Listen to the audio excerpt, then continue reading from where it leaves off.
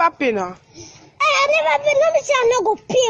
I'm gonna push it, but the frog person I'm gonna push it. Okay, so you wait, but you better not me they flog you or me they say me you go tell your mommy. They flog me.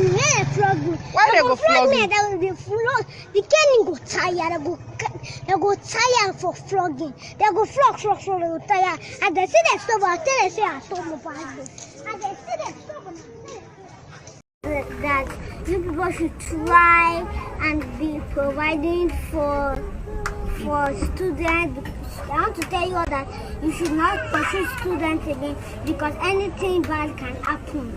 So I just want to tell you all that that you should not pursue students. You should not flog them or tell them that they should bring their money. But you should not send them out of school. That's all I.